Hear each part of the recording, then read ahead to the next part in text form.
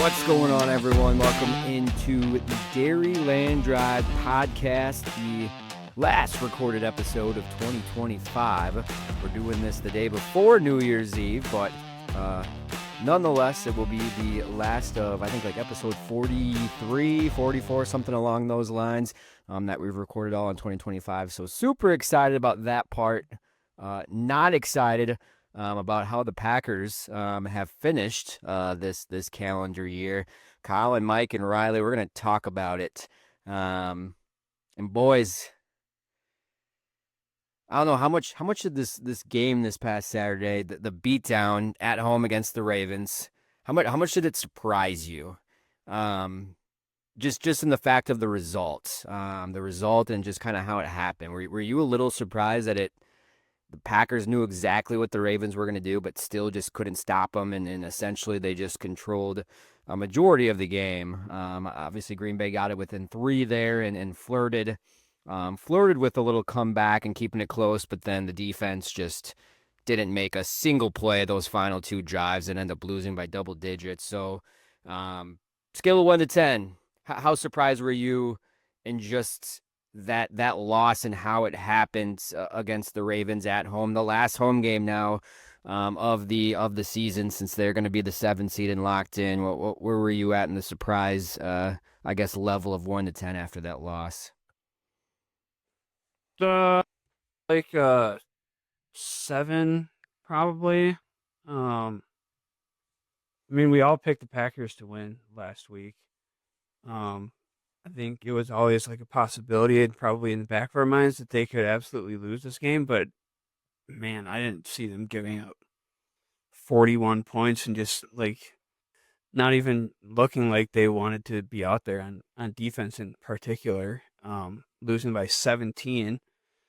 I mean, I wasn't shocked that the offense looked, for the most part, pretty capable. I mean, I had all my faith in Malik Willis that he could do it, and he did. But geez, like defense, what a piss poor effort, man. God. Yeah, I'd say I'm probably right there with Mike, probably a 7 or an 8. Like, I think as Packers fans, we're pretty callous to like shitty fucking defense. So like it's always in the back of our minds, like it's too fresh. But like, Yeah. I was just like shocked, like kind of what Mike said, like just by the lack of effort in the defense. And like we've all heard about Halfley all fucking year and talked about it and how he's a players coach. And just the complete lack of effort, prime time, like literally can still win the division. The Bears fucking lost, so like division shit, like take care of business, and it's all comes down like I'm sorry, the Lions are gonna fucking beat the Bears. They just are. Like they're not losing to the like division probably on the line, but no, just complete shit the bed, lack of effort. Um, I don't know. So not shocked as a Packers fan just because of our last 20 years of defensive effort, but like just from what was on the line and what this team was supposed to be and how they're portraying themselves, like I don't even. Last night, Colin, you a couple messages and like there's stats coming out comparing fucking athlete to Joe Barry's defense from 2023, and fucking Joe Barry's defense is somehow better statistically, which actually it makes sense looking back on it, like thinking about this year, like fuck, I'm about like I think I texted Colin, I think I might be out, like, and I have not done this all year. I went back and watched the all 22 just like to see because like. But I mean, I'm a high school defensive coordinator. I'm not like I'm a fucking super genius, but like I know fucking gaps.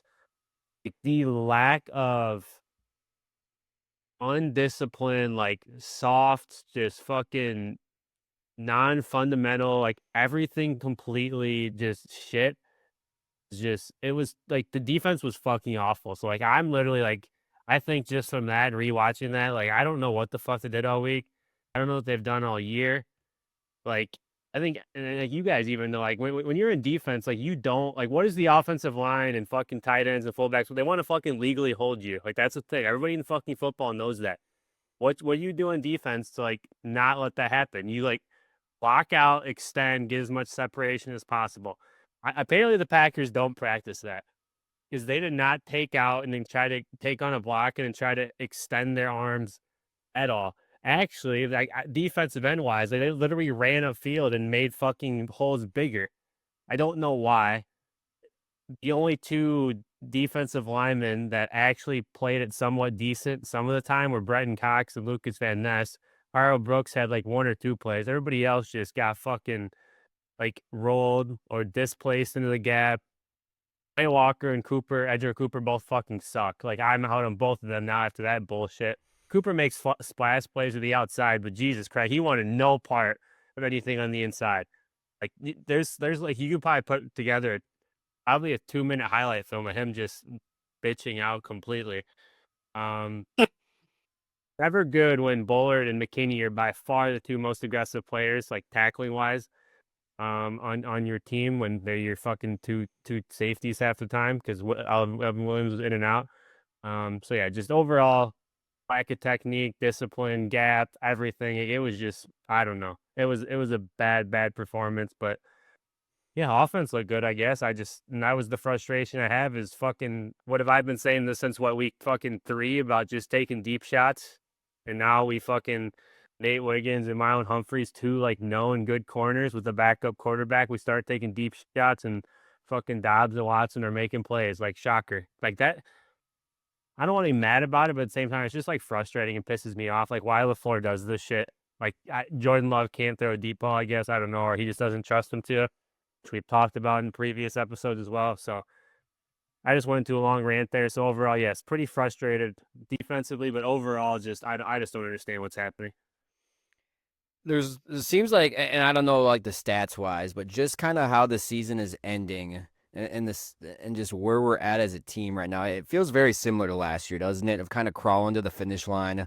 You get to week 18, essentially is going to be a game that doesn't really matter. I'm assuming a lot of guys are going to sit.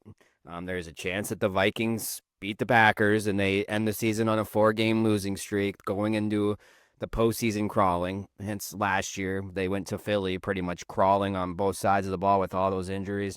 A lot of parallels, it seems like, kind of this year. Maybe a few more injuries, especially at key positions. But are we completely done? Like with this team, like you just have like absolutely no faith with them. Of like I don't even want to talk about week 18 because I think that's just kind of like I said, they're gonna kind of use it as a bye week. I'm Exhibition game. an exhibition game. Do you have any like sliver of hope in you that maybe we can get some of these guys healthy? They're back for the wild card, and maybe we can potentially beat the Eagles or the Bears, or are we completely done with this season? It was just not meant to be. The injuries have added up too much, just too much inconsistency, and let's look forward to next year. Where are we at with that? 'Cause it's kind of like a tricky thing because we're still in the playoffs. Like we're playing meaningful football in January. That's what every NFL fan base wants. Are we getting a little greedy? Maybe a little like, oh, we're sick of being the 7th seed, perhaps.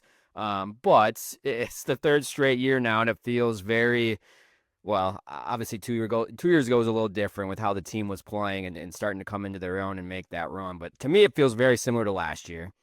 Like I don't know. I just don't know how they stack up with the Eagles and the Bears. I'm sure, like Riley's going to say, like they're just going to turn that tape on against the Ravens and just do the same exact thing. Can both of those head coaches, are they like not like what's the word I'm looking for? Is their pride going to get into the way where they have to throw the ball and they have to do some of like the pretty stuff like that? That's what Ben Johnson's issue has been. It seems like at times this year, sometimes as a play caller, is he could dominate the line of scrimmage and run the ball, but he doesn't want to. He's got to air it out a little bit, do some cue plays. We know Nick Sirianni. I don't know. I know the Eagles have struggled a little bit running, but playing better of late. But do you still have a hope? I guess that's the question of after that kind of long couple-minute leading up to this. Do you still have hope that this team maybe could have a chance to at least squeak out a wild card win and potentially make it to the divisional round, or are we just completely out on this team and it's just not meant to be? No, I think they can. I think they can win a wild card game against the Bears or the Eagles. I want the Bears again. Give them to me again. I want to steal their season right in their house.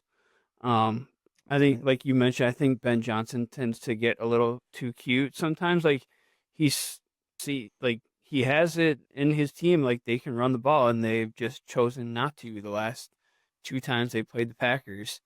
First game, probably a little bit out of necessity that they aired it out a little bit because they got behind. I don't know why they didn't do it more often in the second game in Chicago. Um, yeah, I don't know. I feel like they can win a wild card game, but man, to go on the road that second weekend and play either in Seattle or in San Francisco, like good luck, man. Like I I don't think they can win that. I would be pleasantly surprised if they can. Um, so yeah, that's where I stand at this point. So my head tells me like, yes, like they like talent wise, and I've said this, like talent wise, and like if you trust that they're gonna play hard, like yeah, they can beat like with how everybody's playing right now, they could literally fucking make a run to the Super Bowl talent wise. They literally could. But my heart, my gut tells me, like, you guys know how I feel about Matt LaFleur. Like they don't fucking play for him. They don't respect him. They don't even play for Halfley, which is supposed to be the player coach. Like I just went in my rant about. So like no, like I don't trust them at all. Like they should beat the Bears. I don't really know if the Bears are that great talent wise yet. So I think they're a couple of years away from developing their young guys, getting a few more pieces. Um, Mike just brought up Seattle. I think Seattle sucks. Like defensively, they're good. I think Sam Darnold, their offense, like in good games, like they're not like they were. If it wasn't for their defense completely taking over that game in the second half last week, like their offense mustered up 14 points against the Panthers, which I guess the Packers' offense didn't do shit against the Panthers either. But like they're not world beaters. Like they just Sam Darnold's just not, and he's pressed to prove it still. And like meaningful game. I mean, we'll see how he does this week, but 49ers defense, that's a good matchup for us too. Fucking Bears just put up however many 38 points against them. And I would like to think that the fucking Packers offense, passing offense, which is what the 49ers weakness is, because they have a worse pass rush than the fucking Packers do somehow. Like I would assume that they probably can score more than 38 fucking points chucking it around. Oh, I mean, matchup wise, like if they avoid the Eagles and they avoid the fucking Rams, like the two actual best defensive lines in the NFC, like yeah, they can make a run to the NFC Championship, and it would not surprise me at all. But like at the same time, like they might go into Chicago, or if we get unlucky and like I said, the Lions somehow beat the fucking Bears, because that's probably what'll happen, and we have to go to Philly. Like I just don't know how the fuck we handle that, because their defensive lines are just gonna take away the run game. We're gonna be forced to chuck it, and I don't trust our defense at all to stand up to any run game. I mean, they can't play the run as bad as they did against the Ravens. Like that was just lack of effort. But like there's just, I mean, you can't being in the NFL, you can't do that many small things wrong. Like that's just you wouldn't make it there. So like that it just tells me it's all lack effort. So it's just that's frustrating, and that's why I don't my stomach tells me I don't trust them at all.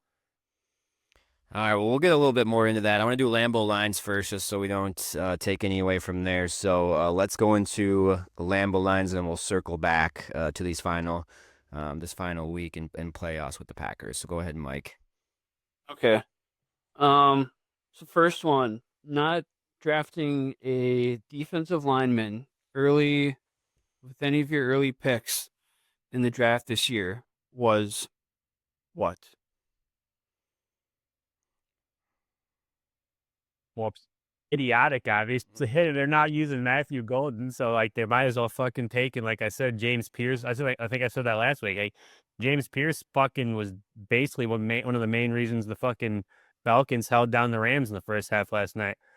So he obviously makes a difference, but why would the Packers ever draft an athletic freak at defensive end? Because just I don't know, whatever. I don't know. Get me started on that. I don't know, but okay, this is completely random, also. But like, so like Rashawn Gary just sucks now. Like we're just the pack. Like he's not in the team anymore. Like what I don't know. Like I was just a random. I don't understand what's happening. Like I mean he's shown flashes of sucking all year. I get that. Like I've said in our group messages, he looks slow as fuck. But Jesus, like why if they're this out on him? Why did they not try to trade him halfway through the year? Yeah, I know. I saw some clip from him this past game, and you probably saw in the all 22. Like there was a specific play where I forgot which tight end it was, if it was Andrews or someone else, just like drove him back like 10 or 15 yards, like on a one-on-one block. Likely, I think. Was it likely? I mean, you just can't have that happening as a guy that you're paying that much money. But yeah, he's just falling off a cliff. Like my goodness. I would say like yeah, karma. I mean, the depth is just obviously lacking right now. Like if you have to sign Jonathan Ford to potentially be a dude that's going to see snaps, obviously this weekend, but potentially in the playoffs, like you probably have issues. And then yeah, I mean there's articles right now that's saying it's time to like make Rashawn Gary a healthy scratch.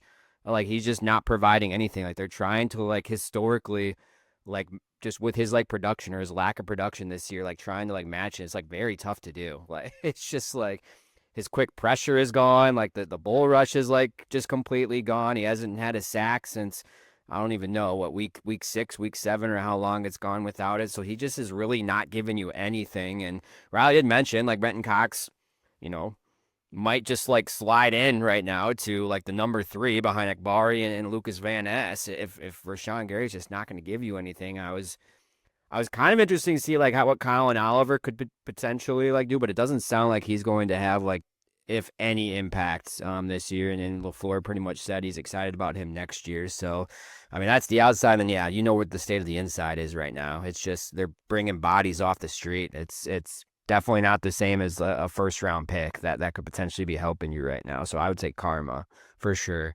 I have one more to build up that the Jonathan Ford thing. Like one more sarcastic question. I don't actually expect you to answer this. Like so, like does your Stackhouse just sucks now too? Like we fucking undrafted free agent, we keep him. He's the one that gets the 50 lineman spot the first half of the season, or fourth. Well, yeah, I guess it'd be fourth inside if defensive tackle, and Warren Brinson's fucking a healthy scratch every week, and they just flip, and he just doesn't fucking exist anymore. And he's fucking Bohannon and Riley got hurt, and he played better against the Bear, whatever. But like I don't, I just don't, I don't. I mean, either you, like nobody fucking. I don't get what the Packers do. Like coach, I don't know, understand what could have changed, or like what's happening because he played fine when he was in.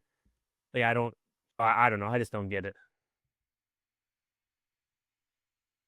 All right, we'll move on to the next one. Collin, in a group chat with you, myself, and my brother during that game, I kind of said in the heat of the moment, I almost wish that Malik Willis was our quarterback instead of Jordan Love. No, that was kind of heat of the moment, kind of just watching the game. But before I ask this question, you guys can say this is a stupid question. I won't be offended. Would you rather have Jordan Love or Malik Willis as your quarterback?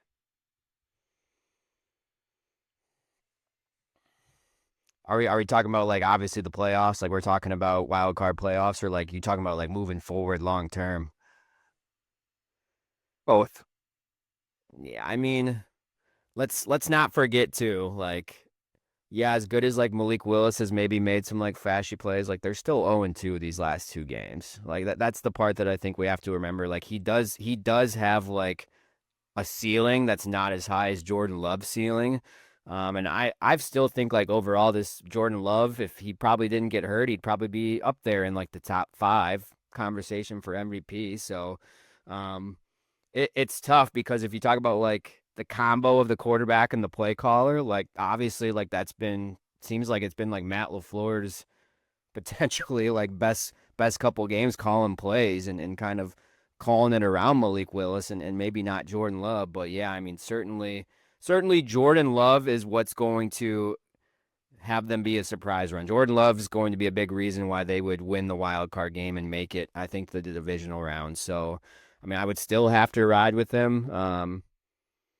And moving forward, I mean, I think if anything, Malik Willis could be potentially a starting quarterback or at least a serious hunting for a job for one of those QB needy teams in 2026 for sure. That's probably what he's at least done. Yeah, I mean, simple answer, Jordan Love. Like I don't.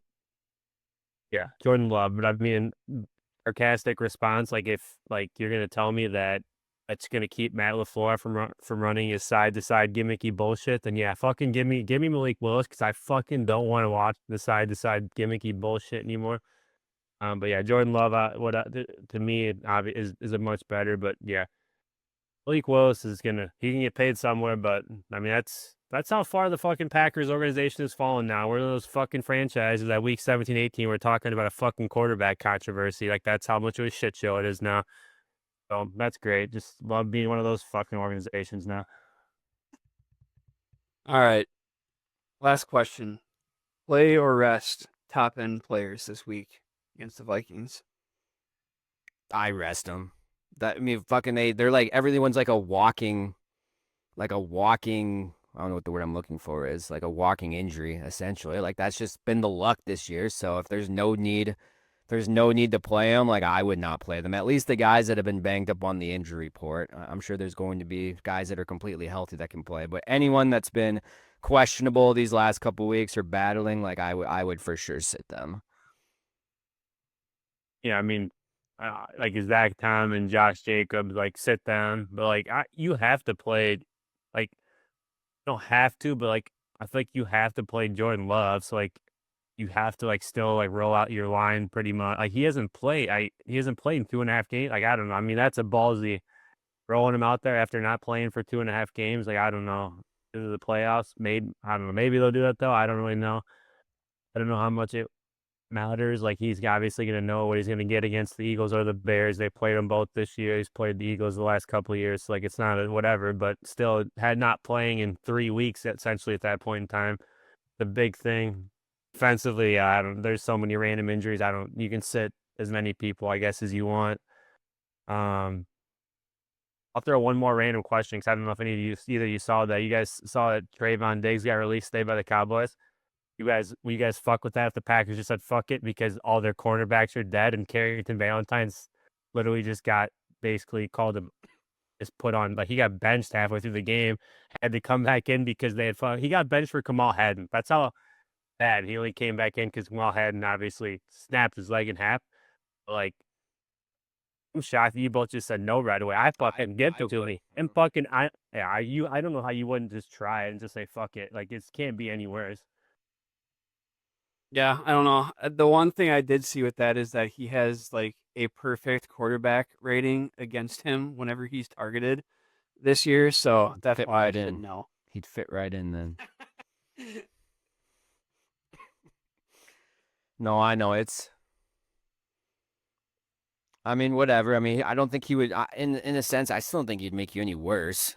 Cause like now that Haddon's out, then like truly, cause like, what position is Bo Melton? Can we like establish that now? Like he's a wide receiver, right? Positionless. He's got to be a wide receiver now. It is Athlete. it is absurd to me that pretty much everyone's back and he's still seeing like, I don't know what his actual snap count is, but like the fact that he sees more than like 3 snaps in a game is insane to me and gets like targets. He plays more than Matthew Gosnut. I don't fucking. Why did they draft it? I don't understand. Like why this?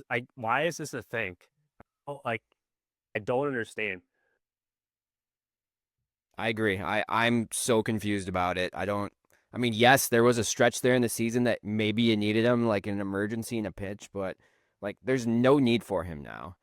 Like it just makes no sense to me and just kind of shows, I don't know, it just shows even more confusion with the offense and the, Coaching staff is a shit show. Just that's what you want to say. I'll just say it for you. The coaching staff. Like I don't fucking know what's happening. Like the Matthew Golden, I still don't get that. Like maybe he'll get, I don't fucking know. I don't know. I just don't get it. He was literally known as like the most polished route runner coming out last year in that draft class. Like that was his thing. And like, and Packers try to act like the excuse is that he's like dumb and can't run all the routes is like what they come across as. So I don't know. I don't get it. yeah. And then in this week's latest episode of Who's Returning Kicks or Punts, I believe we had a new person join. We had a new person join the Nate Hobbs. Nate Hobbs. What are we doing? Getting some tick back there. So yeah, What here we the go. heck, dude? He never even returned for Illinois. He never returned kicks or punts for in college even. You have a He two-time All-Pro on your roster, and you're just not even going to try. Unbelievable. He definitely just raised his hand in the team meeting and said, "I'll fucking do it. It's fine. Fuck it." Besides, is like, "Yeah, sure, fuck it. Yeah, you got it." Yeah.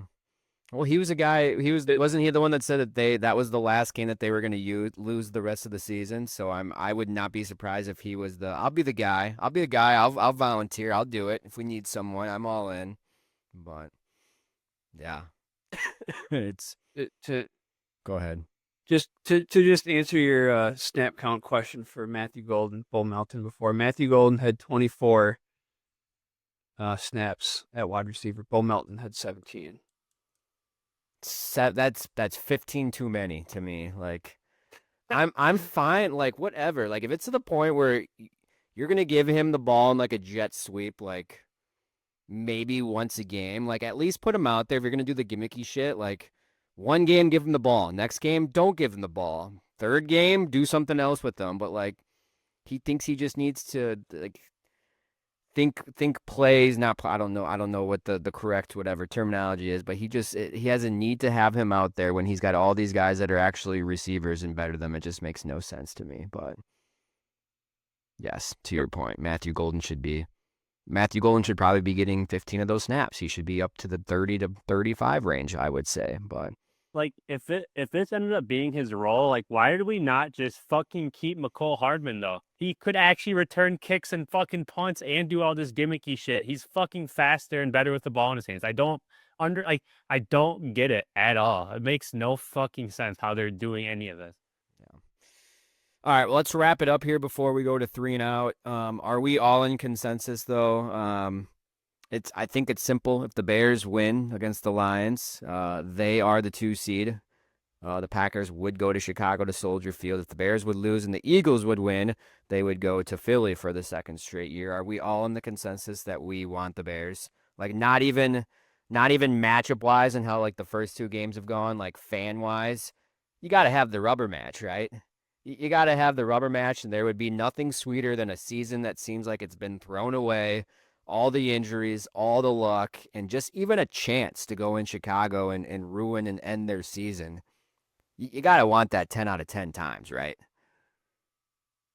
I do. Don't. So you'd rather have the Bears Eagles or guy. Philly? No, I'd rather have the Bears, but like emotionally, like fuck no, because we'll somehow fucking lose, and I can't go and I work in Illinois. Like all my fucking students are Bears fans. Like I literally might like throw myself in front of a school bus walking into school. Like I can't. I don't know if I'll be able to mentally or emotionally handle that if they would somehow lose. So I'll ask you a follow-up question, Mike, because you were pretty like straight up. Yes, absolutely. Is that still worth it? Where there is the risk of they're going to just gut punch you, the Packers, and just lose then to the Bears for the second time and potentially get the season ended in Chicago on the road and just going through that roller coaster of emotions. Like there is that side of it, and you still don't care. You still want them. I don't You care. want that chance. Yeah. Okay. All right. There we go. Yeah, we'll see. Do the Bears like on paper, we don't match up well with the Bears, right? Just with like how things have trended right now and what they should do. But I don't know. I have an odd feeling where like sometimes when you have a backup quarterback like the Ravens had, like they had to simplify things a lot. And they really simplified it. They just gave it to their best player on the field, like what, 20 or 30 something times, broke a 5 times. Lambeau Field record. Pretty simple. So Harbaugh was able to do that. But when you kind of have your full slate of players and have Caleb Williams there, I just don't know if Ben Johnson can be like just patient enough and stick with that for the entire game. Like he hasn't shown it. And yes, can Caleb Williams make some flashy plays? Sure. But for the most part, up until like the fourth quarter and end of games, these last 2 games, he really, really didn't do a whole lot against this like kind of inconsistent Packers secondary. So we'll see. And let's not forget the first time these 2 teams did play, and Jordan Love was there with his wide receivers and a healthy Christian Watson as well. The Bears could not stop him as well. So, yeah, I don't know. I would love it, but yes, of course it would suck if you're on the other end of it. But hey, that's what the last like fucking month has been for Packers fans. So what would be different than how we felt these last 3 weeks, right? And potentially 4 weeks if we lose to Minnesota in this exhibition game. So I'm all for it. Give me the smoke.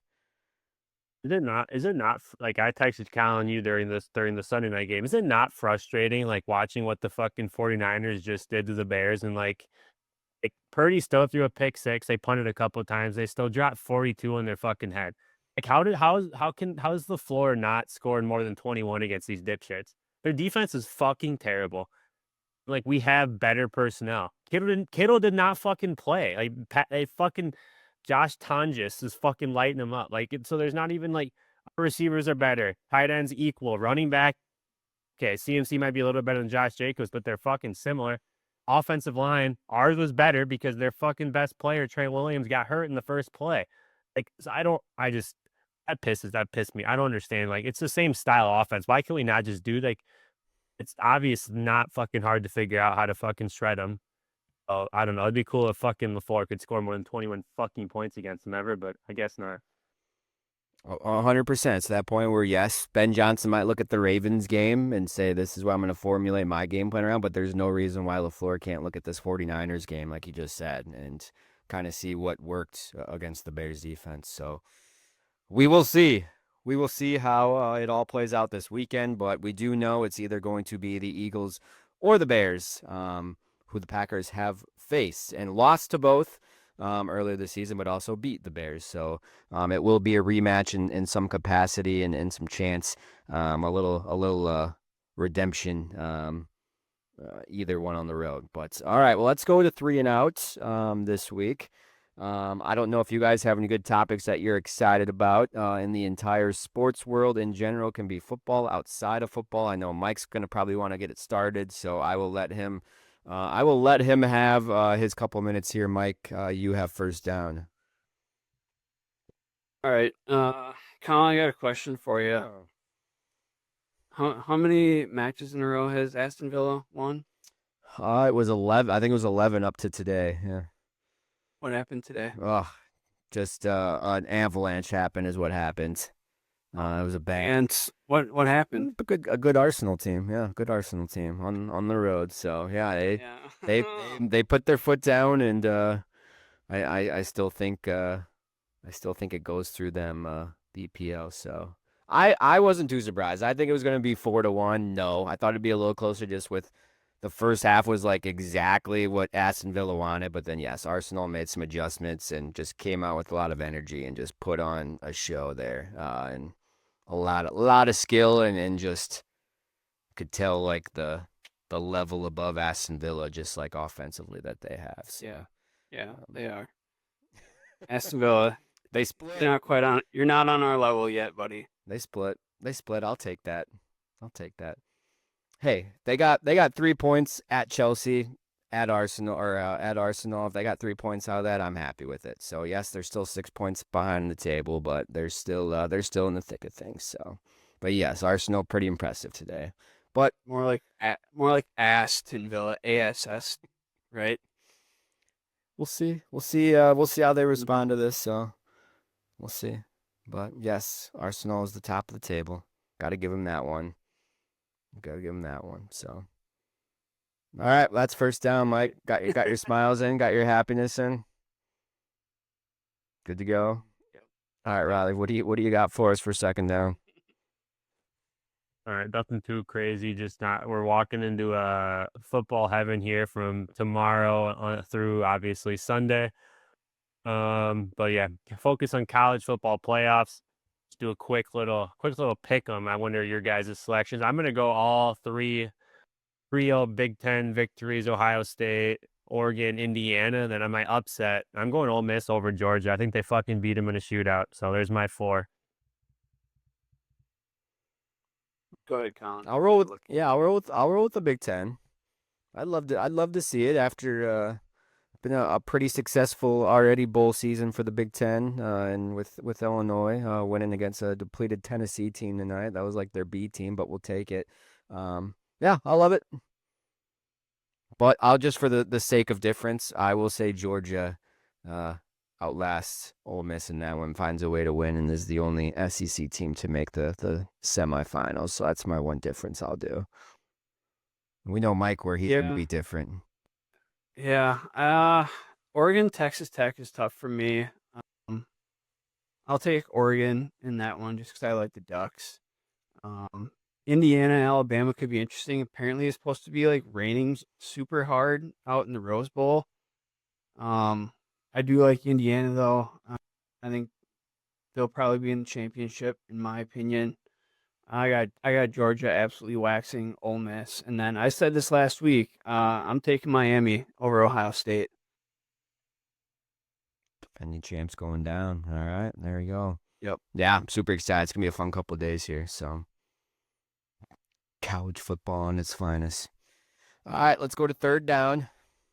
We'll switch over to college basketball. My question is mainly for Mike. Is it time to turn your attention to Badgers basketball starting this coming Saturday when they host Purdue at the Kohl Center in a pretty big early Big Ten season matchup that you've had success against Purdue at the Kohl Center these last few years? Still not enough to get your attention to turn on the TV and watch that one? No, it's still football season. Like I'm not really getting into college basketball really until middle to late January at the earliest. Okay. All right. I've become much more casual of a college basketball fan as the years have gone by. Okay. All right. Well, as a bonus fourth down, kind of going off third down, my bold prediction as we're turning the page to 2026 here into January, my bold prediction is I think the title drought for the Big Ten ends this season. That is my bold prediction right now. I think it's gone on too long, and I think they got a few really good teams at the top that I think potentially. Who ends it? As much as I fucking hate to say it, I don't know. Michigan is just a freaking machine right now. Like the probably team that I would not want to win. It would be different if Howard was still the coach. But I just think they have everything that they need. And they're like just winning games by like 30, like even top 15, top 25 games. So until someone beats them and someone shows some of their weaknesses, to me, I think they're, either them or Arizona is probably the best team in the country right now. But Michigan, to me, just has all the pieces to make a deep run and win it all this year. And I fucking hate to say that because I hate Michigan, but I could see it happening. Better than Purdue. I hate Purdue just a little bit more than Michigan, so that's my prediction. So, okay. All right. Well, let's go to the grand finale of the regular season. Of course, we're talking the final drive, and it's the final drive of the regular season. I don't know how we did this last week. I'm going to guess I'm pretty much close to being statistically out of it since we only have 4 games this week. But where are we at with you two here entering week 18? Isn't it? Oh, no, you're right. It is 4. Only 4. So here's my thought real quick, too. Actually, no, you go ahead and recap, and I'll tell you my thought. Let me know what you guys think. Go ahead. Everyone went 3-2 last week, so no ground gain, no ground lost.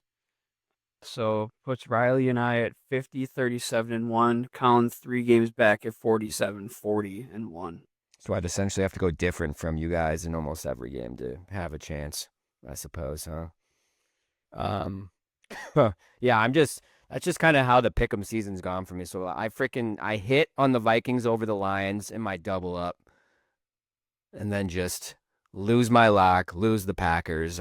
Obviously the same as you guys then with the 49ers and with the Bears, but just, yeah, super frustrating because I was like, God damn, here we go. I could have a good week this week and get some ground, and then just boom, fell on my face after that one. So we can do our normal 4 games, or I was potentially thinking we could add the 3 games that are going to decide the division titles this upcoming week. There is 3 of them: Panthers, Bucks, 49ers, Seahawks, and then Steelers, Ravens.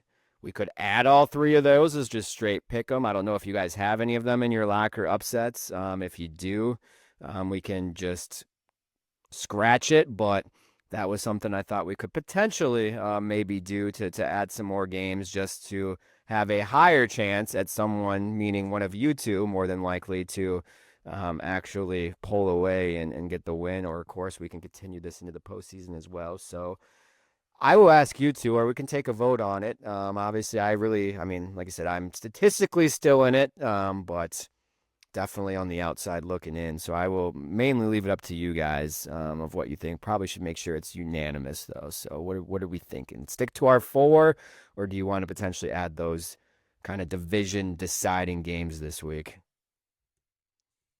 I'm indifferent. I have one of them as one of my picks. So if we want to add in 2, I don't care. If we don't, also I don't care. You can add them, man. It doesn't matter to me. I don't have any in my mind, so I'll pick them. Sure. Yeah. All right, let's do it. Okay, and I just thought of this like 5 minutes ago, so I haven't like prepared anything just like you guys. So this will kind of be on the limb, but okay, well let's save those towards the end. Let us start. Just because this has been called an exhibition game, I know we've been saving Packers games for last, but we're going to start with them. Vikings, Packers. Vikings are 6.5-point favorites, so that kind of tells you that where Vegas thinks of the starters playing or sitting, or at least the key people. So we'll start with you, Mike. Vikings, Packers. Who do you got in this one? Yeah, I'm going with Vegas on this one. I'm thinking this is probably if I don't think Jordan Love plays. Maybe Malik Willis plays. I think it's going to be more. I think there's a good chance it's Clayton Tune game. Malik Willis will probably dress, I'm guessing, but I don't know if he sees much action. So for those reasons, I'm taking the Vikings and doubling up with them as my lock. Okay. All right. Riley. Yeah, everything says that Jordan Love's not going to play. I just don't get how they can just say fuck it and not play him for 3 weeks. Like for some reason, my internal gut tells me he's going to play, but I think they're going to overthink it and like not play him the full game. So for that reason, I will also be picking the Vikings, even though like my part of me just wants to like he's gonna play, he's gonna shred them because he does that against teams that all out blitz, and that's what they've had success with. But I don't know. Before he's gonna fucking think he's smarter than everybody and do something stupid that doesn't make any sense. So I don't know. I'm gonna go Viking. Yeah, I mean, if Love doesn't play and Willis doesn't play, and it is Clayton Tune, like it's going to be a battle of bad offenses potentially on Sunday. The only issue is the Vikings defense is playing pretty freaking good right now. Like let's not forget, like this team is all of a sudden 8-8, winners of what 4 or 5 in a row. And they're kind of like just on a complete like redemption tour here as well. So I'm sure that they're going to get up for this one as well, and everyone's going to play for them. I don't know. I was nervous about this. Just if they Packers beat the Ravens going into this game, I was nervous anyways with Jordan Love playing. But now I'm even more nervous, and I'll do the clean sweep and say the Vikings over the Packers as well. So. I think that's our first time all season that we all picked against the green and gold. So it shows you where we're at right now, what we think of the exhibition game. So, all right, let's go to Bears, Lions. The Lions dismantled the Bears all the way back in week 2 to give them their second straight loss, but a little bit different Bears team, a little bit different Lions team. What are we doing here? Riley. Bears, Lions, who you got? I've kind of mentioned this earlier on. I'm gonna say just going off the film from last week with the 49ers that I think the Lions can do a similar attack offensively with Jahmyr Gibbs and their explosive receivers, and this is all they got to play for. And Dan Campbell's gonna give some crazy speech, and they all fucking hate Ben Johnson still. So yeah, I'm gonna say Lions, and I'm gonna double up as my I think they're underdogs too, so upset. I'm pretty sure. Are they underdogs? see that? Am I wrong or am I crazy? No, no, you're correct. Lions are 3-point underdogs right now. Okay, I'm gonna double up. They're my upset pick as well. All right, I am going to take the Bears because I don't know why. Just because it's a little different from you as well. I don't know. I think weirdly too that the stars are going to align because the Eagles play the Commanders, right? So I would have to think that's going to be a win for them. I guess you don't know. So I think the Bears kind of know that, have that in the back of their head. I think they want the 2 seed. I think weirdly they want to play the Packers again or fine with playing the Packers again. So I think they're going to go for the win. And I think they also remembered the beatdown that they got week 2. And going to be a little bit different. So I'm going to take the Bears. Yeah, I took the Bears here as well. I literally just went any, mini, miny, mo on this one because I really did not have a good feel either way. So with that way, I just went with the Bears. Um, Gosh, that could be interesting if if one of us goes 4-0 and 0-4 on that. That could decide it right there. All right. Or we both hit on one, our lock on our underdog, and we're back to square one. So you did lock. Riley did upset, correct? Mm-hmm. All right. So let's start with the lock. My lock this week, and I don't really feel great about it. But we'll see what happens, I guess. I'm gonna go Cowboys over the Giants. I have not picked the Cowboys yet this season. So apparently Dak's going to play. We'll see how much of an effort and the Cowboys can score a little bit more than what the Giants and Jackson Dart do. So I'm gonna take the Cowboys over the Giants as my lock this week. What could go wrong? Uh, well, somehow I have not picked the Texans this year. Don't know how. Looking back through that, and they play the Colts this week. They obviously had something to play for, seeding. They get a little help. They somehow can win the division over the Jaguars. Still, blah blah blah. Riley Leonard, rookie, getting his first start. Just all that added up together, not good. So I'm going Texans over Colts as my lock. They're not playing Phil Rivers last week. No, nope. Nope, made the announcement today. No. All right, let's go to our upset. Riley already did his, so Mike will get us started on the upsets this week. Your upset this week. My upset this week was one of the divisional games that we're gonna pick. For the division, I went with the 49ers as 1.5-point underdogs at home against the Seahawks. I don't know. I just feel like 49ers they're getting it together right now. I think they're going to beat Seahawks. So they are my underdog. All right, and then I just realized too that I had my upset is one of the 3 divisional deciding games as well, but I went a different route. And this will obviously, I guess if we're calling it a double up, I don't know if you're like if yours is a double up, but I guess mine would be a double up if we're going that way. I'm taking the Panthers over the Bucks. I'm all out on the Bucks.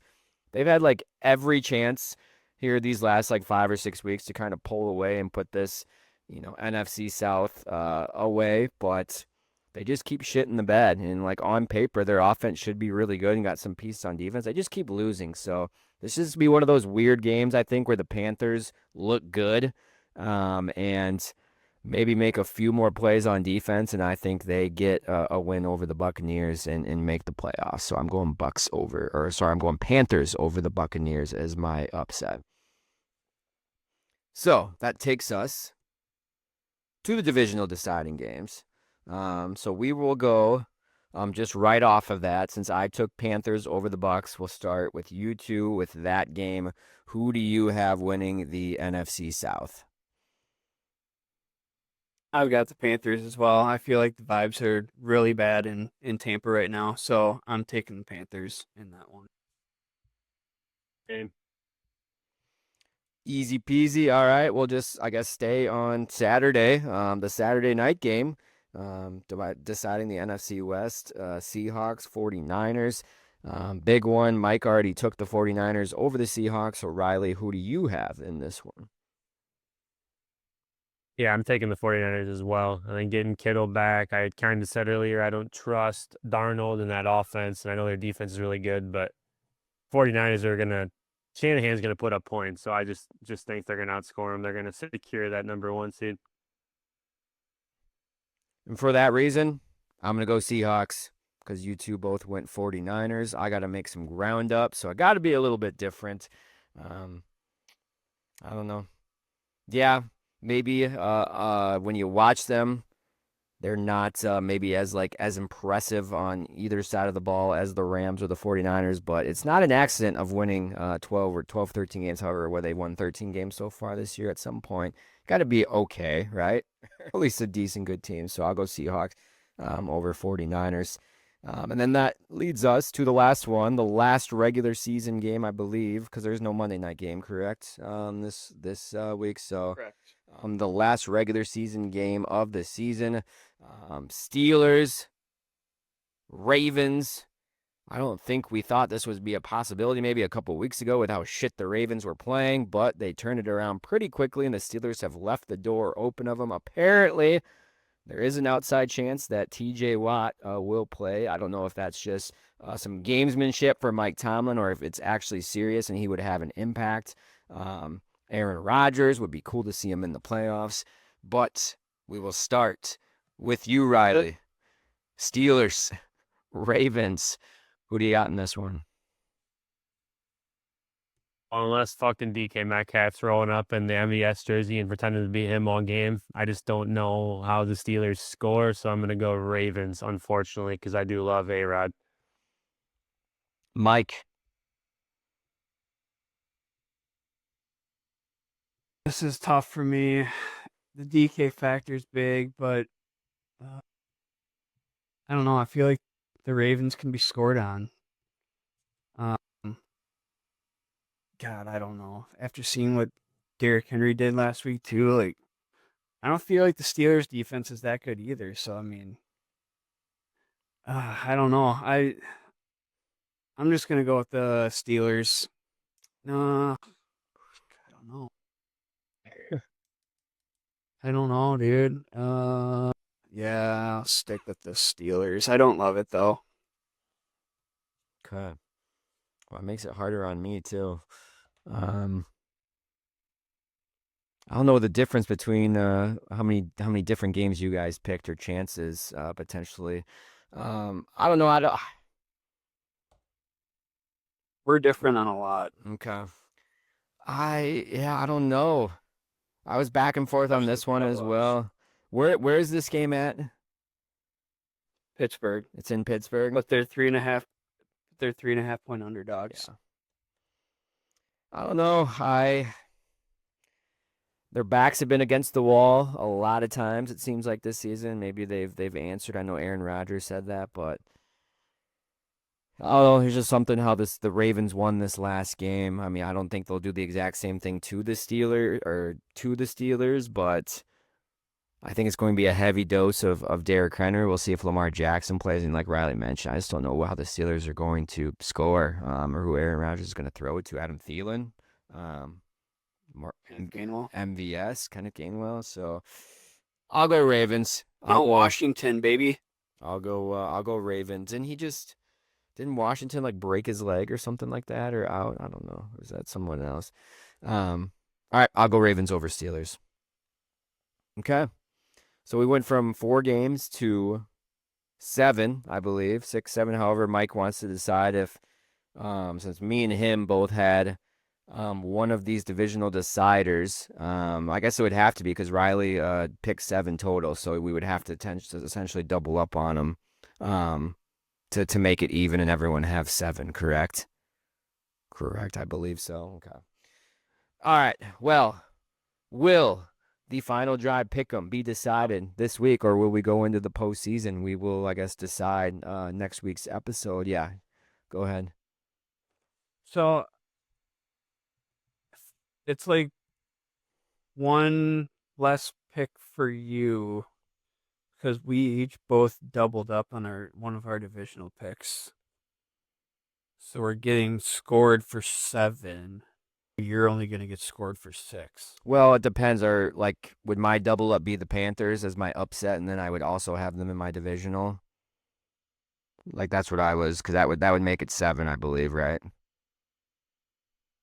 Do it that way.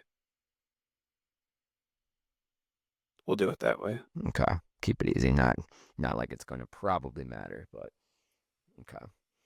All right. Well, those are our final picks of Week 18 of the regular season. We will see how this all shakes out by Sunday or while we record next week. But yeah, it's going to be a fun Week 18. Who would have thought that 3 division titles would be on the line? I'm sure the NFL is thrilled, along with the TV networks as well. So I'm okay with how the schedule turned out. What they did Saturday and what they ended it with Sunday. I think fine with it. Good couple good primetime games and a lot of good eyes for those 2 games on Saturdays. So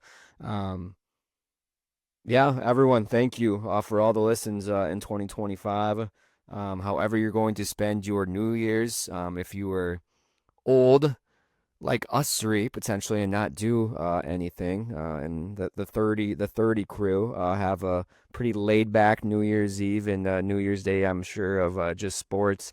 Mike recover from his apparent illness that he has that is just not made him 100%, but he powered through this episode. So Mike, we appreciate you sticking it out. This full 45, 50 an hour we're creeping up on. So get a little rest here these next couple of days. So you get ready to watch some football and I guess cheer potentially this weekend. So any fun plans for New Year's or any good meals at least? You do anything? Cook yourself something or have a special drink or anything like that, or is it just kind of another day for you guys? It's just another day. Doing a late family Christmas with extended family on New Year's Day. So Okay. that's about it. Nothing special for me. Another day on a diet still, so can't do anything too crazy. All right, there we go. You have to talk to the wife and Are see. you, Go ahead. are you guys actually going to watch the Packer Viking game on Sunday? I legit might not watch. I'll probably start I'll watching start it. it. Yeah, I'll start it. And if Clayton Tune's playing quarterback, I probably will not watch a lot of it. But if like Malik Willis or Jordan Love will, I probably would watch it. But I don't know if I could watch Clayton Tune play for 4 quarters. Yeah. And whoever starts for the Vikings, like that just would be like a preseason game to me, essentially. Yeah. So yeah, I guess a lot of it depends on that. So. And I think I'd just be incredibly frustrated because I hate losing to the Vikings, and there's a good chance that happens. So, would not be fun, but okay. All right. Well, everyone, thanks for listening once again to the Dairyland Drive podcast. All of 2025 and all 40 plus episodes we've done. We're going to keep this rolling in 2026. Maybe some better luck for the Packers. It turns around. We'll see how this calendar year does. But as always, Collin, Mike, and Riley, your therapy, your Packers therapy to make you feel a little bit better maybe after the 3rd straight loss. Will it continue or will we be talking victory next Monday or Tuesday? You'll have to tune in. But until then, once again, thanks for listening. We will see you next episode. Happy New Year and go Pack Go.